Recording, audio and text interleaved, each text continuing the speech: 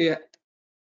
Nah, berikutnya itu tadi Pak, ya, bahwa ketika kita melakukan proses pengendalian, ya, metode apapun yang kita gunakan, ya, itu semua harus terdokumentasikan di dalam, ya, rencana mutu, ya, rencana mutu. Ya mungkin kemarin Pak Ika sudah banyak berdiskusi tentang rencana mutu itu seperti apa. Ya itu tadi saya ulang sekilas gitu ya, kita ulang sekilas. Ya ini membedakan antara quality assurance dan quality control ya. Saya pikir ini konsumsi dari CCMS untuk keperluan Bapak, Ibu ya, PPK, ini kira-kira isi dari rencana mutu gitu ya, isi dari rencana mutu ya.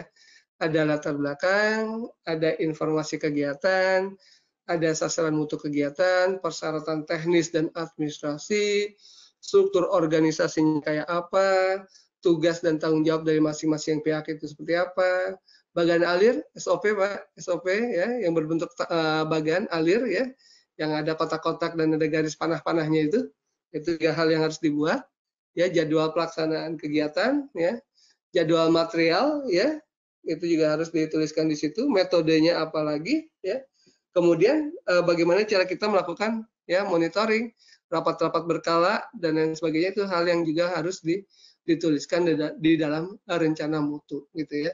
Sekali lagi rencana mutu itu banyak sekali ininya formatnya. Kalau Bapak dan Ibu menggoogle apakah semua kegiatan harus rencana mutu ya. Kalau saya menyarankan itu kalau bukan barang jadi itu perlu dibuat rencana mutu. Seperti tadi misalnya pelaksanaan seminar gitu kan. Kita meng-hire perusahaan event organizer untuk melaksanakan seminar. Event organizer buat aja hal yang seperti ini. Ya nanti kita koreksi dan itu menjadi dasar kita untuk melaksanakan pengendalian. Ini Pak dari Pak Edi Darmawan ya. Apa tugas dan tanggung jawab? Oh sebentar, di atas saya ada Pak Muhammad Husni ya. Oh sudah Pak Muhammad Husni. Apa tugas dan tanggung jawab pengawas pekerjaan pada pengendalian kontrak alternatif 2 dan alternatif 3. Misalnya pekerjaan pengaspalan hot mix sudah selesai tahun anggaran 2016, sudah dibayarkan semua, dan sudah dilaksanakan masa pemeliharaan oleh penyedia. Namun kemudian diperiksa oleh Kejaksaan tahun 2020, ditemukan ketebalan hot mix-nya kurang. Di mana peran dan tanggung jawab pengawas pekerjaan dalam hal ini? Siapakah yang paling bertanggung jawab? Ya, pengawas pekerjaan, penyedia, atau PPK. Ya, nah jadi baik, makasih Pak Edi ya atas pertanyaannya, gitu ya. Kita mohon izin balik ke slide dulu. Ya, balik ke slide. Ya. Bukan terpaksa. Jadi untuk menjawab itu mari kita pahami dulu ya perbedaan antara quality assurance dan quality control. Ya, kalau quality control ya itu adalah pengendalian ya kualitas ya yang orientasinya kepada output ya hasil ya output ya siapa yang bertanggung jawab terhadap output. Sedangkan kalau quality assurance ya dia melakukan proses pengawasan ya terhadap proses ya proses. Jadi sederhananya gini, kalau kita bikin kue ya donat ya donatnya itu manis empuk ya itu adalah memastikan itu adalah quality control ya. Sedangkan kalau cara membuatnya ya tepungnya ditimbang, tepungnya dicampur air, tepungnya diaduk ya, kemudian dibulet-buletin, kemudian digoreng ya, kemudian dikasih topping. Nah, itu adalah quality assurance, proses ya. Nah, ke pertanyaan Bapak tadi ya, mari kita lihat yang pola 2 misalnya ya, pola 2. Nah, kalau ngelihat gambar ini ya, Pak Edi ya, kalau ngelihat gambar ini ya, di sini ada quality control. Tadi ya, donat itu manis tidaknya itu control. Tepungnya berkualitas atau tepungnya abal-abal itu quality control. Dan itu adalah tanggung jawab dari penyedia barang dan jasa. Ya. Penyedia barang dan jasa. Sedangkan ya, tanggung jawab dari pengawas ya, itu adalah quality assurance ya. Proses ya. Itu yang harus dilihat. Kalau ternyata dalam kasus tadi ya, setelah dilakukan pengawasan ya, kemudian ternyata hot mix-nya itu kurang gitu ya, tidak sesuai ya, kualitasnya tidak sesuai ya, tentu ada kuantitas yang dikurangi ya, maka itu menjadi tanggung jawab siapa? Kan pertanyaannya begitu Pak ya. Nah, untuk melihat itu menjadi tanggung jawab siapa ya, tentu ya harus dilihat dulu nih, unsur kelalaiannya itu ada di siapa gitu ya. Penyedia barang dan jasa pasti salah dia. Pasti dia salah. Pasti dia salah gitu kan. Karena apa? Dia bertanggung jawab terhadap quality control. Kalau ada yang kurang ya, itu dia harus bertanggung jawab. Lalu pengawas yang memastikan proses ya, itu juga harus dilihat. Betul nggak ketika dia melakukan proses ya, pengawasan itu sudah sesuai dengan tadi Pak ya, rencana mutu yang sudah disusun bersama gitu kan. Jadi dalam perspektif saya ya, kalau dia ada unsur kelalaian, maka yang bertanggung jawab adalah pihak pengawas gitu ya. Pihak pengawas juga ikut bertanggung jawab. Lalu di mana ya peran PPK ya? Peran PPK. Ya. Ini susah juga nih. Ya, di mana peran PPK ya? Selama PPK itu sudah menjalankan tugasnya dengan baik ya, dan sudah memberikan ini kan hubungannya prinsipal dan agensi nih Pak. Si pengawas itu agennya dari PPK ya. Dia yang diminta untuk melakukan ya proses ya. Dia diminta untuk melakukan proses pengawasan ya. Jadi agennya ya, perwakilan dari PPK untuk melakukan proses pengawasan.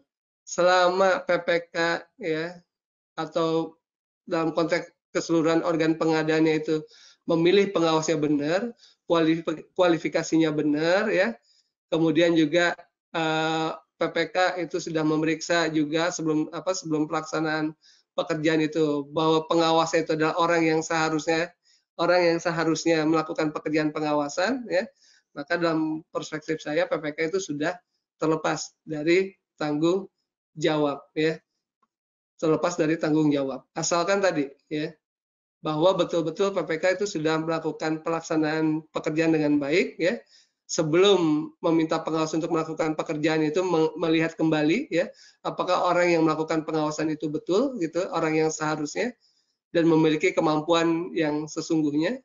Kemudian juga pihak Pokja pemilihan itu juga sudah memilih dengan benar, nggak ada KKN, nggak ada kong kali kong ya. Maka kalau terjadi persoalan seperti itu ya, itu menjadi tanggung jawab pengawas dan penyedia barang dan jasa Pak, gitu ya. Ini ada pertanyaan lagi. Bentar.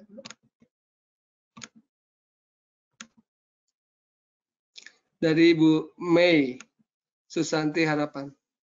Untuk kegiatan pemeliharaan gedung berupa pengecatan gedung, pemeliharaan seng, listrik senilai 89 juta, apakah sebaiknya dikontrakkan atau swakelola, dan juga pakai pengawas pihak lain atau sebaiknya langsung PPK saja, Pak Reki ya. Iya, jadi nilainya 89 juta ya, di bawah 200 juta ya. Artinya pekerjaan itu pekerjaan yang tidak kompleks lah ya. Cuma ngecat saja, memelihara seng saja, memelihara listrik saja. Kalau mau dilakukan secara swakelola itu boleh juga ya, tetapi kita harus mempertimbangkan ada nggak orang dari kita yang bisa melakukan itu ya. Artinya dari pihak ibu PPK ya itu harus memastikan personil ada. Kalau personil tidak ada berarti harus meng-hire kan satu-satu ya, meng-hire tukang listrik, tukang cat, tukang itu. Nah, apakah kemudian nanti ibu mampu untuk melakukan proses koordinasi di antara semua itu gitu kan? Koordinasi di antara semua itu gitu kan? Selama itu bisa dilakukan ya silakan saja ya. Swakelola ya, ibu membentuk tim swakelola. Kemudian untuk ngecatnya panggil tukang cat, untuk memelihara seng manggil tukang seng, untuk listrik itu memanggil tukang listrik gitu ya. Kemudian nanti beli catnya sendiri, ya beli alat listriknya sendiri gitu kan.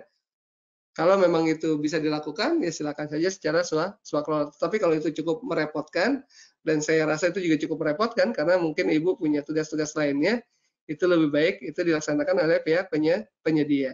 Tentu proses pengadaannya itu bisa pengadaan langsung gitu kan, bisa pengadaan langsung gitu ya. Lalu apakah perlu pakai pihak pengawas gitu atau tidak? Nah, itu tergantung dari ibu ya, silakan saja gitu kan. Kalau memang ibu tidak punya staff sama sekali, tidak punya tim sama sekali untuk melakukan pengawasan yang sangat sederhana itu, bisa meng-hire ya konsultan pengawas, tetapi itu tentu berdampak kepada biaya gitu kan.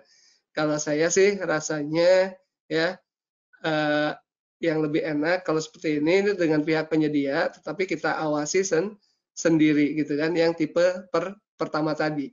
Ya, kita meminta bantuan dari tim kita untuk melakukan proses pengawasan ya.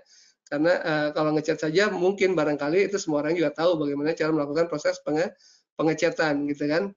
Pemeliharaan seng itu juga barangkali kita juga tahu bagaimana cara memelihara seng ya. Listrik yang agak spesifik ya, mungkin tim ibu perlu juga di backup oleh orang yang ahli terkait dengan listrik ya. Barangkali itu ya Bu Mei ya. Iya. Nah, kita kembali ke sini tadi rencana mutu ya. Silakan saja dibuat ya rencana mutunya.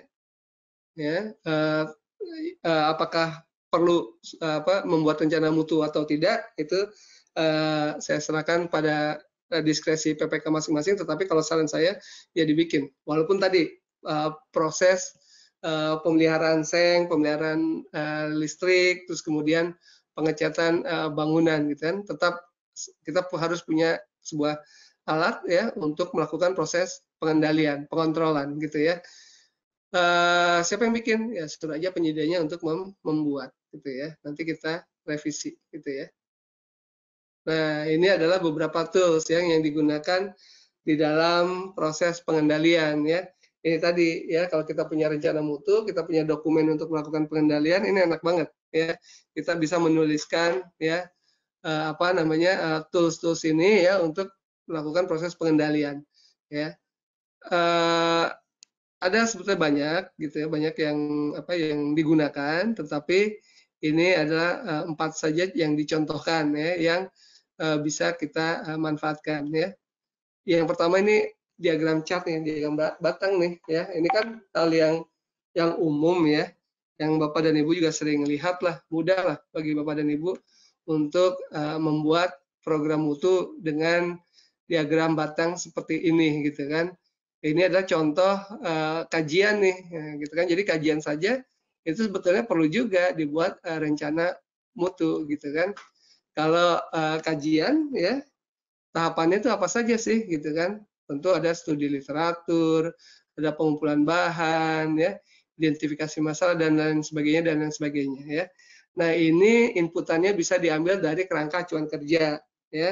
Nanti kerangka acuan kerjanya itu bisa kita komparasikan, kita bandingkan dengan dokumen penawaran, ya.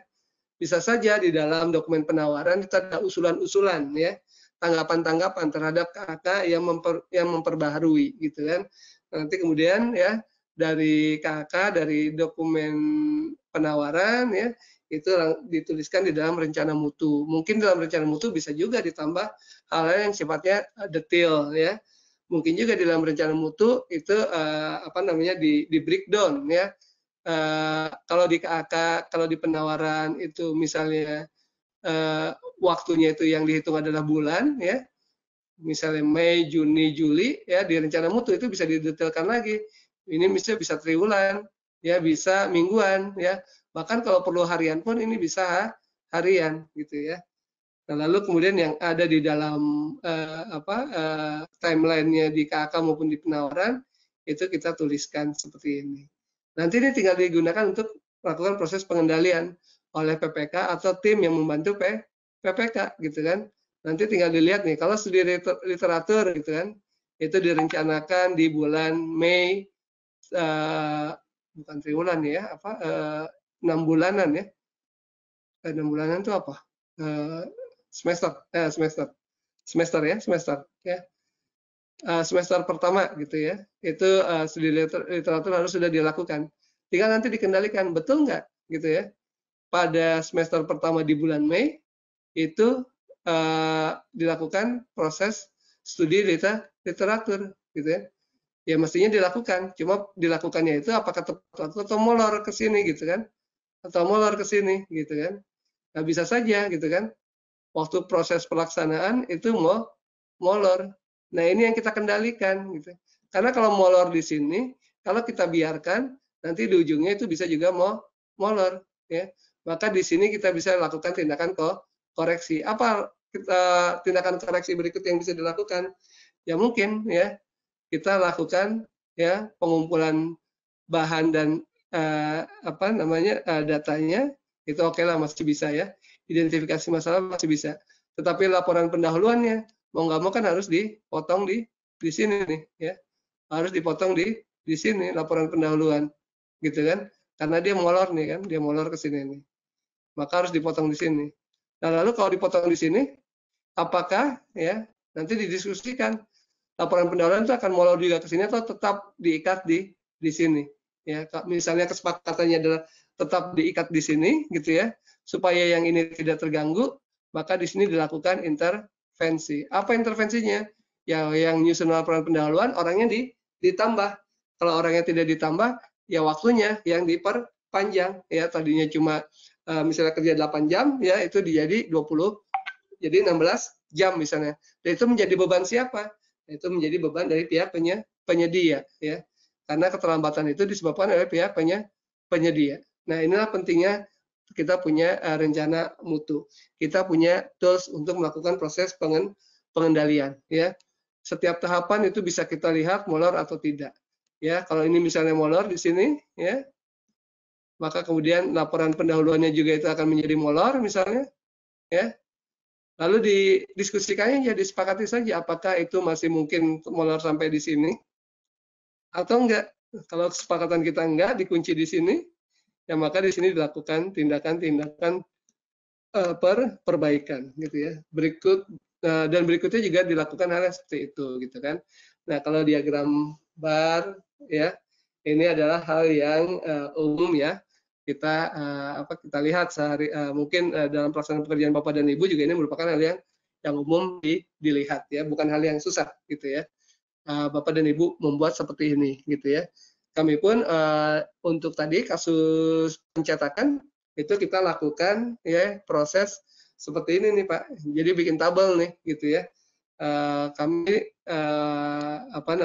tinggal ditambahkan di sini saja nih penanggung jawabnya itu siapa gitu kan. Ini ada satu tabel sendiri di sini nih.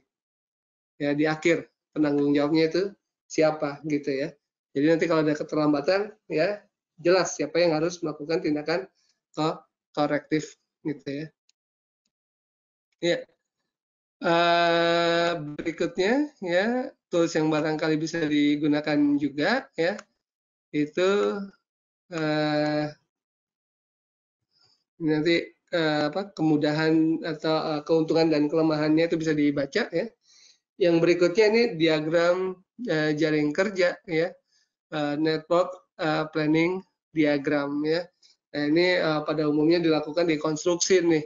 Kalau Bapak dan Ibu punya background sarjana sipil ya, mungkin belajar ini nih di kampus gitu kan. Belajar ini di kampus gitu ya. Mungkin Kang Farul nih ya belajarnya di kampus nih kan. Saya lihat ada ST nih di belakangnya gitu kan. Belajar seperti ini gitu kan. Apa sih makna bulat-bulatan seperti ini gitu kan? Ini apa sih, gambar apa gitu kan? Nah, jadi Bapak dan Ibu ya, kalau secara sederhana ya, saya sarjana hukum nih, bukan sarjana teknis. Nanti Kang Farul boleh mengkoreksi gitu kan, kalau ada yang kurang tepat ya. Jadi Bapak dan Ibu ya, bulatan ini nih angka 1 ya, 2, 3, 4, 5, 6 itu adalah proses tahap ya. Tahapan apa yang harus dilakukan ya, tahapan apa yang dia harus lakukan. Misalnya contoh bayangan sederhananya kita ingin membuat sebuah rumah ya. Kita ingin membuat sebuah rumah. Maka tahapan yang pertama yang harus dilakukan ya, barangkali nih ya, saya bukan seorang engineer ya. Tahapan pertama itu adalah pematangan lahan ya. Jadi di sini kita melakukan proses pematangan lahan ya. Setelah lahan itu selesai dan matang, tahap kedua itu kita bikin pondasi ya. Bikin pondasi. Sambil menunggu pondasi ya, maka kita sudah memesan nih yang 3 nih, yaitu genteng-genteng gitu ya dari supplier genteng gitu kan. Kita sudah memesan genteng-genteng dari supplier genteng. Sambil menunggu pondasi jadi ya, kita sudah memilih kusen-kusen, meminta tukang kusen untuk bekerja menyiapkan kusen-kusen ya sesuai dengan desain dan kebutuhan ya. Nah, terus setelah pondasi selesai ya, masuk ke tahap 5 nih. Bikin dinding ya. Bikin dinding ya, bikin dinding. Nah, ketika dinding itu jadi sudah ya, maka kusen pun itu harus sudah siap gitu kan. Jadi ketika bikin dinding, kusen sudah siap, tinggal ceplok, tinggal pasang. Begitu juga dengan genteng ya. Ketika dinding jadi, ya genteng ini sudah terpasang. Baru tahap berikutnya itu adalah proses finishing, misalnya pengecatan ya, kemudian dan lain sebagainya gitu ya. Nah, jadi 1, 2, 3, 4, 5, 6 itu adalah tahapan. Lalu apa makna 0 di sini? 0 di sini. Nah, 0 di sini adalah waktu untuk start. Hitungan waktu itu boleh hari, boleh bulan ya. Tapi kalau untuk simplifikasi di sini ini misalnya hari. Hari ke-0 itu sudah mulai start ya. Untuk proses pematangan lahan. Berapa lama pematangan lahan dilakukan? Nah, ini adalah waktunya nih. 5 hari. Sehingga 5 hari itu harus sudah selesai pematangan lahan. Sehingga pada hari ke-5 itu bisa dilakukan ya proses yang namanya pembuatan pondasi gitu ya. Jadi ini adalah hari ya, pembuatan pondasi ya. Begitu juga dengan pembuatan pondasi. Di hari ke-5 ini harus sudah dilaksanakan. Nah, kebetulan juga sama ini di hari ke-5 ini harus sudah dilaksanakan. Kebetulan ini sama nih gitu ya. Sehingga harus dalam jangka waktu 6 hari itu harus sudah selesai dan bisa masuk ke proses berikutnya. Kebetulan ini sama nih ya. Loh, kok kalau di sini beda gitu kan? Ini kok beda gitu ya? Ini kok beda gitu ya? Ini kok beda? Ya. Nah, maksud dari perbedaan ini ya Bapak dan Ibu ya. Kalau yang 11 ya itu tanggal start mulainya ya. Yang optimis untuk dilaksanakan. Sedangkan kalau yang 13 ya ini adalah tanggal pesimis ya untuk dilaksanakan. Ya, sekali lagi 11 itu adalah tanggal optimis mulainya pelaksanaan. 13 ya, tanggal pesimis ya, mulainya dilaksanakan. Ya.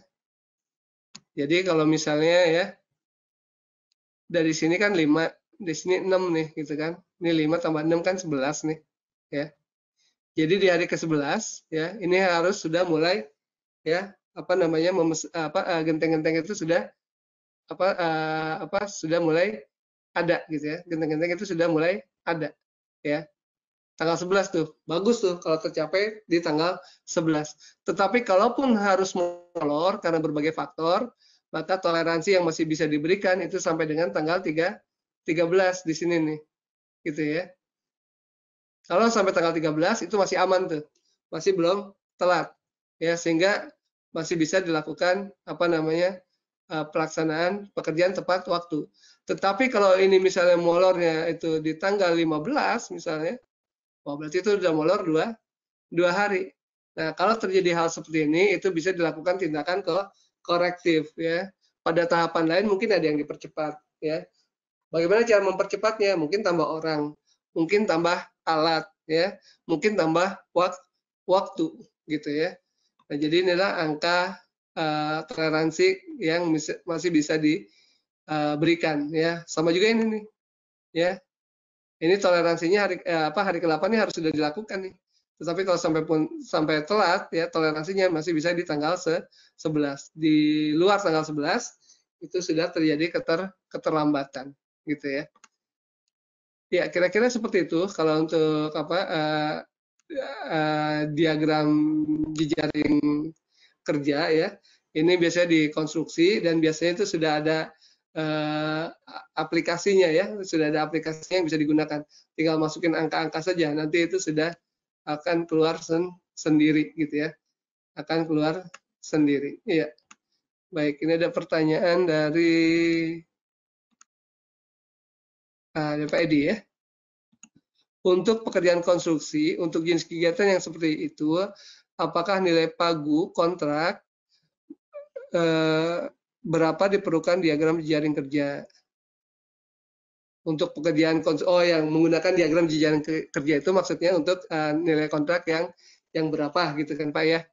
Kemudian supaya jangan dituduh kita menambah-nambah persyaratan karena jadwal pelaksanaan pekerjaan ya, time schedule atau kurva yang sudah ada. Iya, baik. Iya, ini adalah metode Pak, metode yang harus dilakukan ya.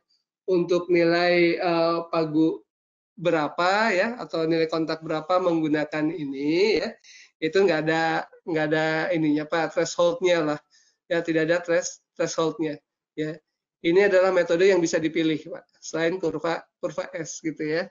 Nah pada umumnya ya kita menggunakan ini ya itu kalau pekerjaan-pekerjaan itu kompleks Pak ya, kompleks ya, kita harus presisi benar dengan apa yang akan dikerjakan, kemudian waktu itu menjadi hal yang perlu juga untuk diketahui ya. Nah kalau sekarang ini sudah ada aplikasinya Pak gitu kan, sudah ada aplikasinya. Saya pikir setiap engineer tahu dan setiap perusahaan konstruksi yang besar itu tahu bagaimana cara menggunakan ini ya. Bahkan yang lebih kompleks dari ini yang namanya BIM Pak, Building Information Management, itu juga sudah mulai diperkenalkan sekarang gitu ya, dan itu sudah mulai diperkenalkan ya. Tidak ada threshold ya, itu silahkan saja ya. Kalaupun Bapak mau memilih kurva S ya seperti yang umum kita lihat seperti ini ya, itu juga boleh, silahkan gitu kan, silahkan ya. Cuma memang ada perbedaan antara kurva S dengan yang tadi network planning. Kalau yang tadi itu lebih kelihatan Pak petanya, lebih eye-catching gitu kan, tahapan apa yang harus dilakukan, dan kalau ada keterlambatan di tahapan yang mana itu bisa lebih mudah, dan itu sudah juga dibantu dengan aplikasi gitu ya. Pakai kurva S ini juga bisa Pak gitu ya, ini bisa. Ini adalah hal yang umum juga yang sering digunakan ya dalam pelaksanaan pekerjaan konstruksi ya. bukan benar atau salahnya dibandingkan dengan network planning tadi gitu ya. Ini adalah pilihan yang bisa dipilih ya. Tetapi kalau yang kurva S ini itu lebih keuntungannya itu kita bisa membandingkan antara progres dengan apa namanya pembayaran gitu ya, antara progres dengan pembayaran. Ketika progresnya itu berapa persen, kita harus bayar berapa persen. Ini lebih kelihatan ketimbang yang tadi gitu ya. Ini lebih kelihatan ketimbang yang tadi. Sama juga dengan kurva S ini gitu ya. Ini adalah alat kendali, alat kontrol ya. Yang pelaksanaannya itu bisa kita lihat apakah dia seperti ini misalnya ya, atau dia tepat di sini gitu kan. Nah, kalau terjadi gap seperti ini, maka tentu ya kita lakukan tindakan koreksi supaya kurva ini naik ya ke garis yang seharusnya. Tentu untuk menaikkan ini itu perlu dilakukan berbagai upaya ya, intervensi ya, apakah tambah orang, tambah waktu, tambah alat, perubahan metode pelaksanaan pekerjaan gitu kan, untuk percepatan dan lain sebagainya gitu ya. Tentu semua itu atas beban biaya dari pihak penyedia gitu ya, pihak penyedia. Ada juga yang apa namanya diagram vektor gitu kan, diagram vektor ya, diagram vektor gitu ya. Nah ini juga salah satu tools yang bisa digunakan. Nah tetapi ini lebih cocok ya ini kalau untuk apa namanya pekerjaan-pekerjaan yang sifatnya itu adalah pengadaan barang ya, pengadaan barang ya. Contohnya saja misalnya kalau di sini itu adalah distribusi pupuk ya. Bapak memerlukan, Ibu memerlukan pupuk ya dalam jumlah tertentu ya. Kontraknya sekaligus gitu kan di awal, tetapi pengirimannya itu secara bertahap gitu ya, pengirimannya secara bertahap ya. Karena kalau dikirim sekaligus ya, pertama nggak ada gudangnya, terus waktu untuk melakukan pemupukan juga itu sudah ada jadwalnya ya, sehingga dilakukan proses pengiriman secara bertahap. Nah, kalau untuk ini tinggal dilihat saja ya, apakah kemudian ya pengiriman itu tepat sesuai dengan diagram yang sudah kita buat. Atau jangan-jangan di sini ada kekurangan misalnya ya. Kalau di sini ada kekurangan ya, misalnya kekurangan 500 ya, maka di waktu lain itu perlu diupayakan ya supaya pengiriman itu tepat tepat kuantitas gitu. Kita lakukan upaya intervensi gitu kan dan lain sebagainya gitu ya. Ini ada pertanyaan dari sebentar Pak. Pertanyaan dari ya.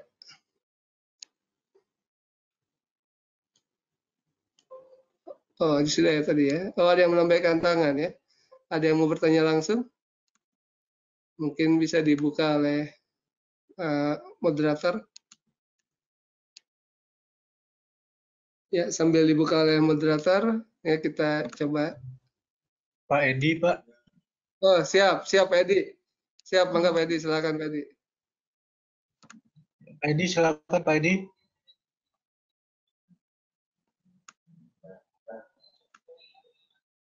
Malam Pak Edi. Mikrofonnya sudah dibuka, silakan jika ingin diskusi langsung atau sekedar sharing dengan Pak Regi.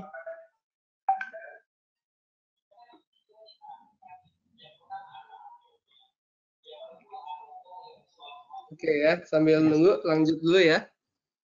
Oke, siap Pak. Baik, jadi Bapak dan Ibu ya, tools tadi itu adalah pilihan-pilihan. Ya, pilihan-pilihan. Jadi bukan sesuatu harus ini, harus itu gitu kan.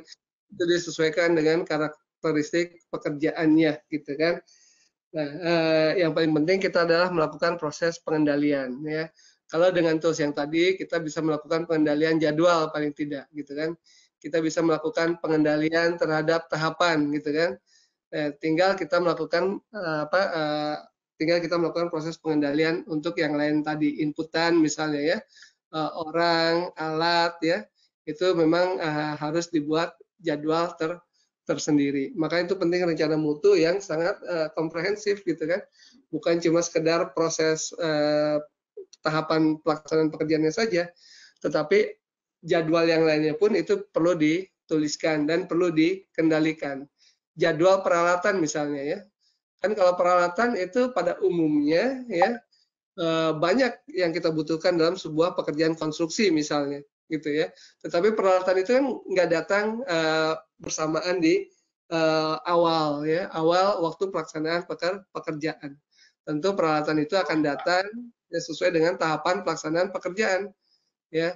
Kalau peralatan untuk misalnya ngecor ya tentu kan datangnya nanti pada saat akan melaksanakan pengecoran ya. Alat untuk ngecornya kan nggak akan diadakan atau disediakan itu waktu masih misalnya pematangan lahan ya. Nah ini semua dituliskan dan nanti dikontrol. Kalau sudah mau waktunya untuk pengecoran ya, dari tim kita itu bisa mengingatkan penyedia ya, penyedia ini sudah waktunya ngecor nih besok, maka alat harus sudah tersedia hari ini misalnya gitu kan. Nah kalau memang ternyata penyedia bilang waduh alatnya masih itu, nah langsung kita bisa lakukan upaya bersama, diskusi bersama bagaimana supaya alat itu datang tepat waktu. Orang pun begitu kan, orang itu nggak semua datang secara bersamaan di hari pertama ya. Tukang cat itu ya itu nggak akan datang pada saat pematangan lahan, nanti dia datangnya pada saat jadwal pengecatan. Nah pada saat jadwal pengecatan itu kita harus sudah bisa memastikan sebelumnya ya bahwa orang itu nanti akan hadir tepat waktu. Begitu juga material dan lain sebagainya. Nah yang paling penting juga di dalam rencana mutu itu ya yang nanti akan kita lakukan sebagai bagian dari pengendalian itu jadwal-jadwal rapat, jadwal-jadwal melakukan pemeriksaan, jadwal-jadwal melakukan pengujian gitu ya. Nah itu harus dibuat gitu kan supaya kita juga sebagai user PPK itu bisa ya melakukan proses pengendalian ya dengan melalui rapat-rapat, kunjungan lapangan dan lain sebagainya gitu ya. Nah tadi terkait dengan pertanyaan sebelumnya ya, walaupun kita sudah meng-hire konsultan pengawas, bukan berarti kemudian kita pasrah bongkokan kepada konsultan pengawas. Kita semuanya serahkan aja pada konsultan pengawas. Kalau modelnya seperti itu adalah model yang tadi turnkey gitu kan. Kalau yang yang pola kedua ya kita harus tetap melakukan proses ya, proses juga untuk melakukan kunjungan lapangan ya, untuk ngecek ya dan lain sebagainya. Nah ini adalah hal-hal yang perlu dilakukan oleh PPK ya dalam proses pengendalian kontrak gitu ya. Nah ini terkait dengan rapat-rapat ya. Jadi ada rapat yang reguler itu bisa dilakukan secara reguler, tuliskan saja di dalam rencana mutu ya. Mau rapatnya itu bulanan kah, mingguan kah, itu tergantung dari kesepakatan bersama ya. Di dalam rapat itu nanti PPK bisa mendengarkan laporan dari pengawas ya, bisa juga mendengarkan masukan dari kontraktor. Kalau ada problem, ada hambatan, itu bisa kita diskusikan di situ supaya pelaksanaan pekerjaan berikutnya itu tidak menjadi molor ya. Rapat-rapat khusus juga perlu dilakukan gitu ya. Rapat-rapat khusus perlu dilakukan ya. Ketika ada kejadian tertentu ya, maka kemudian ya rapat khusus itu perlu diadakan ya. Kalau kita memilih pola yang pertama langsung kita adakan rapat, kalau kita memilih pola yang kedua ya, tentu pengawas itu harus melaporkan kepada kita ya. Jika terjadi hal-hal tertentu yang perlu dibahas bersama gitu ya. Nah itu adalah proses pengendalian ya. Nah kalau ini adalah pengendalian biaya, ini lebih kepada pihak penyedia ya, tidak terkait dengan Bapak dan Ibu ya selaku PPK, tetapi barangkali kalau ada uang muka ya itu adalah hal yang harus juga dikendalikan. Maka di dalam Perpres 16 dan Perlem LKPP ya untuk uang muka itu dibuat rencana penggunaan uang muka. Atas uang muka yang digunakan tersebut ya, maka kemudian kita lakukan proses pengendalian. Benar nggak uang muka yang kita berikan itu digunakan sesuai dengan rencana? Jangan-jangan uang mukanya itu dipakai untuk kegiatan yang lain. Nah, kalau terjadi hal seperti itu, tentu akan berpengaruh terhadap ya barang dan jasa yang diadakan gitu ya. itu yang juga harus dikendalikan ya. Nah, pengendalian kualitas itu tentu hal yang perlu juga dilakukan oleh PPK gitu ya, untuk memastikan bahwa kualitas dari pekerjaan itu sesuai dengan yang diperjanjikan gitu ya.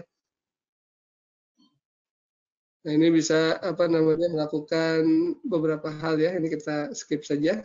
Nah, kalau tadi itu adalah rencananya, nah ini sekarang kita adalah proses pengendaliannya. Ini kurang lebih sama tadi ya. Nah, ini adalah contohnya ya, terjadi keterlambatan ya pada titik di sini ya. Nah, itu terjadi keterlambatan, kemudian dilakukan upaya percepatan supaya tidak tepat pekerjaan itu bisa dilaksanakan dengan tepat waktu gitu ya. Yep.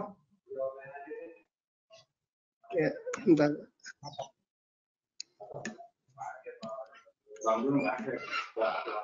Ya, ini tadi contoh yang diagram jaring kerja ya. Kalau yang telat-telat itu dikasih warna gitu ya. Dikasih warna ya supaya catching. Oh, ini telat nih. Harusnya 3 hari, ini 5 hari. Sehingga terjadi keterlambatan di startnya ya.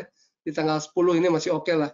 Karena yang pesimisnya di tanggal 11.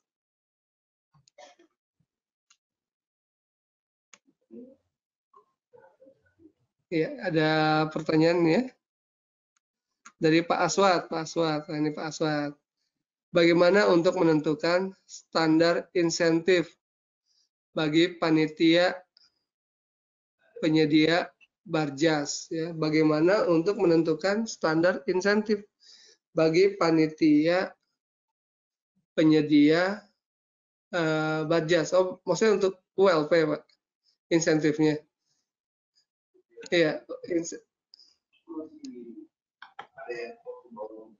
iya. Kalau maksudnya memang ada insentif untuk pokja pemilihan, itu regulasinya saya pikir sudah jelas ya, bahwa pokja pemilihan itu ya itu akan mendapatkan insentif tergantung apakah dia pejabat fungsional pengadaan atau bukan. Kalau pejabat fungsional pengadaan, tentu dia akan mendapatkan angka kredit dan akan mendapatkan tunjangan jabatan sesuai dengan level jabatannya. Kalau dia bukan fungsional pengadaan ya, tentu dia akan mendapatkan honor per paket ya. Honor per paket berapa besarnya itu tergantung dengan standar biaya di masing-masing pemerintah daerah. Kalau di pusat, standar biayanya ditentukan oleh Kementerian Keuangan. Barangkali itu, Pak. Kalau maksudnya adalah insentif bagi panitia pemilihan anggota pokja kelompok kerja pemilihan POKMIL ya. Nah, ini monitoring ya. Tadi kita lakukan rapat-rapat secara berkala, pengujian lapangan kunjungan lapangan itu juga bisa kita lakukan ya. Nah, ini hal-hal yang harus dilakukan ya, nanti bisa dilihat saja ya.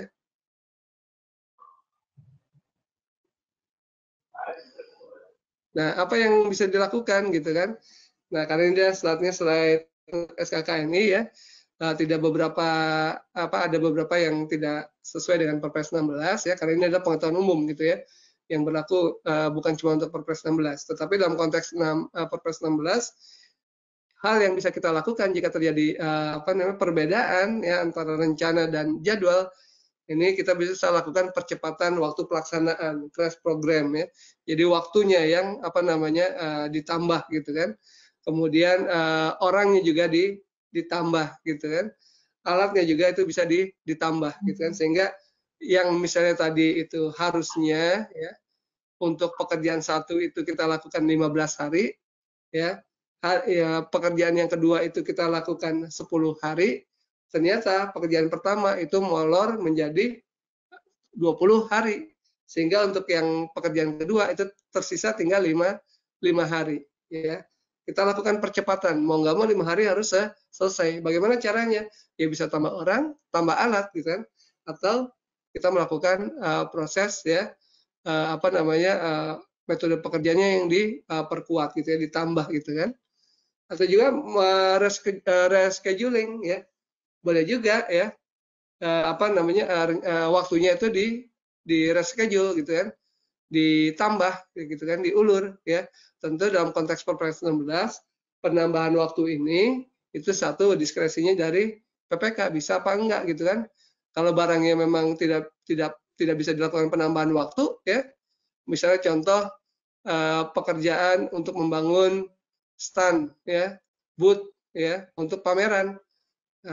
Pamerannya tanggal 12 sampai dengan tanggal 13. Nggak mungkin ya pekerjaan itu dikasih tambahan waktu sampai dengan tanggal 15. Kan itu menjadi percuma. Kalau itu terjadi, maka yang dilakukan tadi itu crash program. Tapi barangkali ada kegiatan-kegiatan lain yang masih bisa waktunya diperpanjang ya. Nah, kalau seperti itu secara regulasi Perpres 16 itu diperkenankan.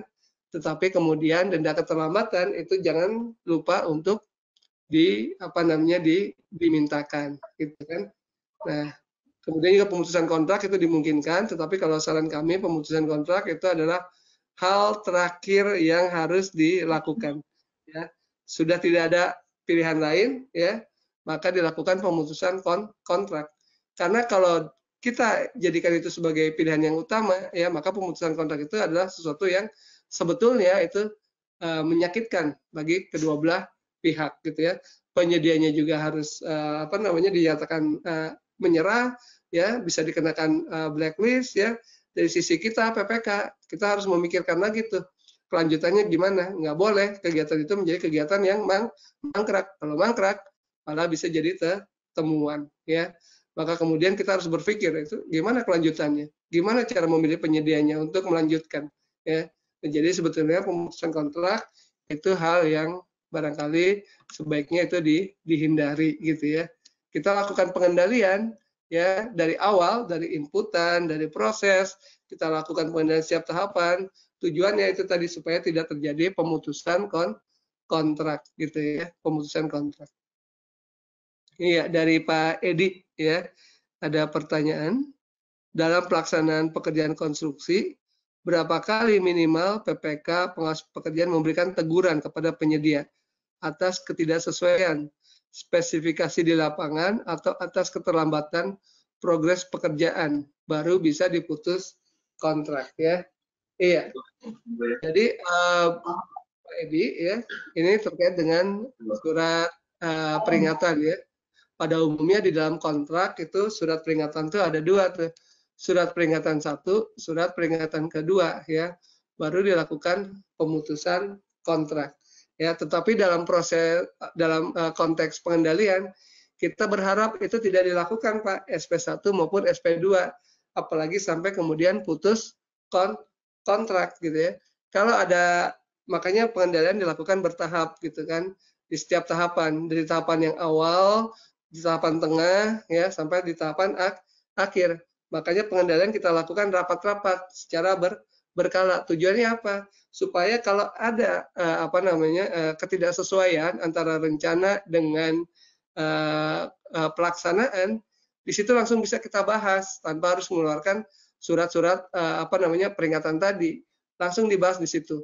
Langsung kita diskusikan bagaimana upaya perbaikannya gitu kan, supaya nanti di akhir itu sesuai dengan yang kita harapkan.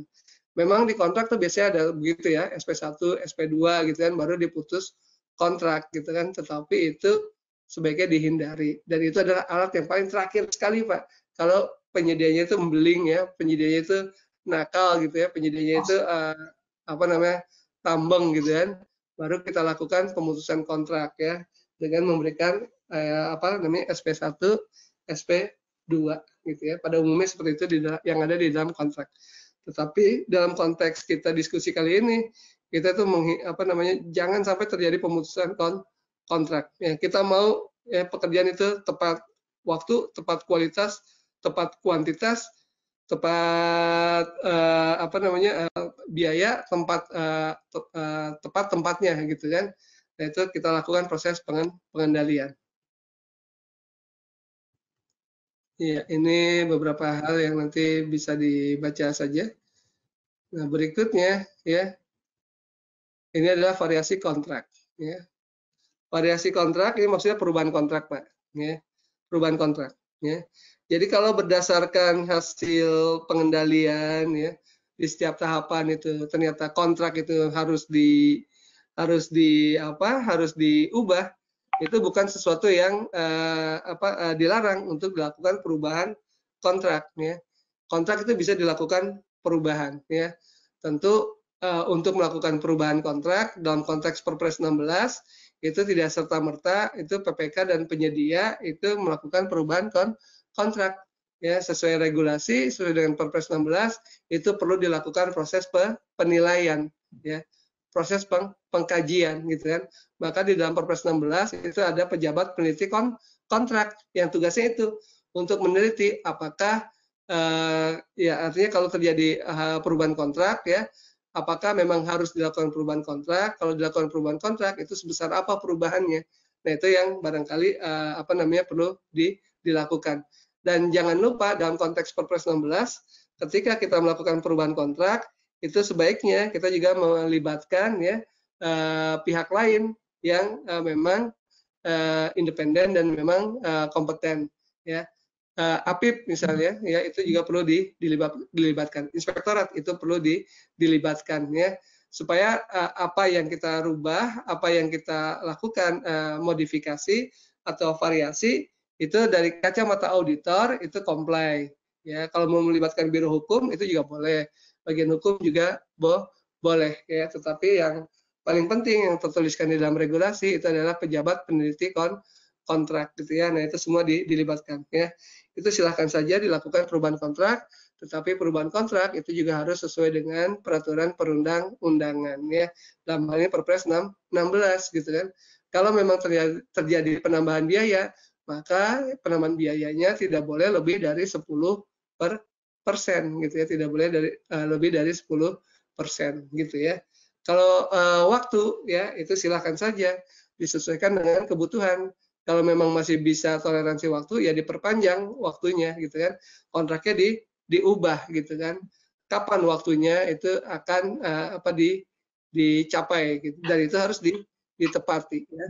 Dan jangan lupa juga ketika terjadi penambahan waktu ya maka kemudian jaminan pelaksanaannya jika memang kegiatan itu menggunakan jaminan pelaksana ya itu dicairkan, dan denda keterlambatan itu juga harus dikenakan gitu ya, harus dikenakan ya. Jadi perubahan kontrak itu dimungkinkan gitu ya. Nah ini adalah variasi kontrak ya, apa saja bentuk variasi kontraknya ya, nanti bisa dibaca saja gitu ya. Nah ini rapat-rapat tadi yang kami maksudkan ya. Jadi untuk melakukan pengendalian selain instrumen ada aktivitas ya rapat ya. Rapat ini juga sebetulnya adalah sebuah alat untuk kita melakukan proses pengendalian ya. Rapat berkala ya itu bisa dilakukan, rapat khusus bisa dilakukan juga gitu ya. Dokumentasi ini menjadi penting ya. Jadi Bapak dan Ibu ya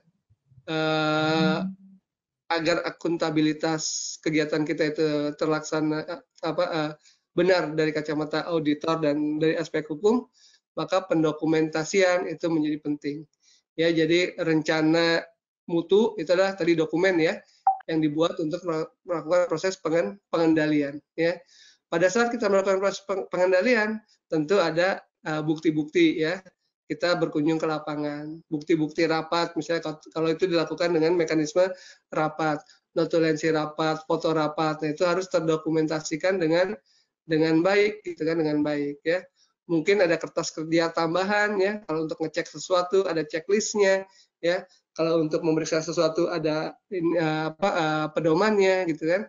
Nah, itu juga yang harus didokumentasikan. Kalau kunjungan lapangan juga foto-foto itu harus didokumentasikan menjadi penting. Ini untuk menunjukkan kepada para pihak bahwa PPK ya itu sudah melakukan proses pengendalian dengan baik ya, dengan benar ya, dengan sungguh-sungguh melakukan proses pengendalian gitu ya. Nah, termasuk apalagi kalau ada perubahan kontrak ya, modifikasi kontrak, variasi kontrak ya. alasan kenapa kita melakukan perubahan kontrak itu harus terstate dengan jelas dan terdokumentasikan dengan jelas. Makanya hasil kajian dari pejabat peneliti kontrak itu menjadi hal yang harus ada gitu kan. Kalau kita meminta bantuan pejabat peneliti kontrak, output yang disampaikan oleh beliau itu bukan sekedar ucapan, tetapi tertulis. Itu menjadi hal yang penting ya untuk didokumentasikan. Kemudian juga kalau kita mengadakan rapat-rapat, mengundang inspektorat, mengundang biro hukum, bagian hukum untuk membahas dan mendiskusikan perubahan kontrak, itu juga menjadi hal yang penting. Karena perubahan kontrak ada sesuatu yang barangkali ini menarik ya, menjadi sebuah pertanyaan bagi pihak auditor maupun dari pihak APH. Kenapa dilakukan perubahan kontrak? Apalagi kalau menyangkut ya kenaikan biaya. Maka menjadi penting dokumentasi itu ya disusun dengan baik, kemudian disimpan dengan baik ya. Suatu saat nanti ada pertanyaan dari auditor ya atau APH, kita bisa memiliki basis argumentasi yang baik gitu ya, yang baik. Nah, ini ada beberapa hal yang bisa menjadi guidance ya, termasuk berita acara gitu kan, berita acara tes, berita acara rapat ya dan lain sebagainya gitu kan. Ini adalah bisa dilakukan, kita bisa dilakukan ya, bisa dilakukan. Nah, ini ada beberapa hal saja nanti yang mungkin bisa dibaca gitu ya bagi Bapak dan Ibu sekalian gitu ya. Iya. Barangkali itu ya Bapak dan Ibu ya yang bisa disampaikan. Oke, baik. Terima kasih banyak Pak Regi untuk paparannya. Mungkin saya cukupkan sekian. Wabillahi taufiq wal hidayah. Wassalamualaikum warahmatullahi wabarakatuh. Terima kasih Pak. Waalaikumsalam.